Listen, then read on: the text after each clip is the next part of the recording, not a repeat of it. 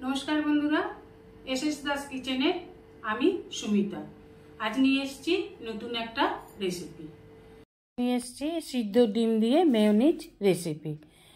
एतदिन पर्यन्त आमरा काँचा डिम दिए मेयोनिज बानिये एसेछि किन्तु आजके सिद्ध डिम दिए मेयोनिज बानाबो। सेई रेसिपिटाई आज आमी आपनादेर साथे शेयार करछि। ओभेने एकटा ससप्यान बसिए दिए देब परिमाण मतो जल और दुटो डिम और 1 टीस्पून लवण दिए डिमटाके सिद्ध करे नेब। डिमटा फुटे गेले भालोभाबे सिद्ध हये गेले नामिये नेब। डिमटा सिद्ध हये गेछे ओपरेर खोसाटा छाड़िये निये एसेछि। एबार डिमटाके एकटा मिक्सि जारे निये नेब। देखुन एकेबारे सम्पूर्णभावे डिमटाके सिद्ध करे निते हबे। এইভাবে ডিমটাকে 4 টুকরো করে কেটে মিক্সি জারেতে আমি দিয়ে দিলাম। এবার দিয়ে দেব খুব সামান্য পরিমাণে লবণ, দিয়ে দেব বড় চামচের 2 চামচ চিনি, দিয়ে দেব বড় চামচের 2 চামচ দুধ। 2 চামচ নয় বন্ধুরা, এখানে 3 চামচ দুধ আমি দিয়েছি, সরি। দিয়ে দিলাম 3 চামচ দুধ। এবার দিয়ে দেব 1 টিস্পুন সরষে বাটা। এটা আমি কালো সরষে বাটা নিয়েছি। নিয়ে নেব 10-12টা মতন গোলমরিচ।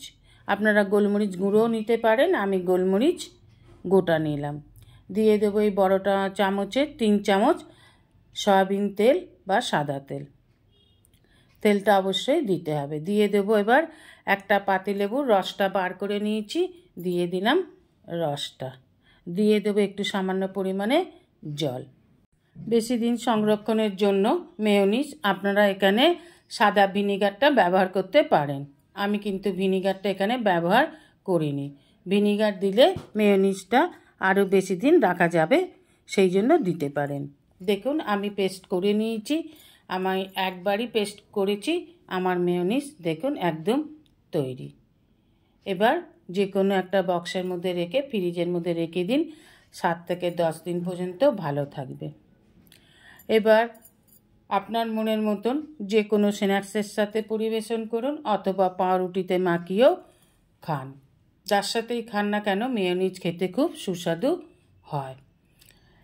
কাঁচা ডিমে মেয়োনিজ করলে একটু গন্ধ লাগে, কিন্তু সিদ্ধ ডিম দিয়ে মেয়োনিজ বানালে কোনো রকম গন্ধ লাগে না। কাঁচা ডিমের থেকে সিদ্ধ ডিমের মেয়োনিজটাই আমার মনে হয় সবথেকে ভালো। এইভাবে করে খেয়ে একবার হলেও দেখার অনুরোধ রইল। যদি এটা বাড়িতে বানিয়ে করে খান তাহলে অবশ্যই একটা কমেন্ট করে জানাবেন আপনাদের রেসিপিটা কেমন লেগেছে। আপনার অমূল্য সময় দিয়ে রেসিপিটা সম্পূর্ণ দেখার জন্য আপনাকে অসংখ্য অসংখ্য ধন্যবাদ। রেসিপিটা ভালো লাগলে অবশ্যই একটা লাইক, কমেন্ট, সাবস্ক্রাইব করার অনুরোধ রইল।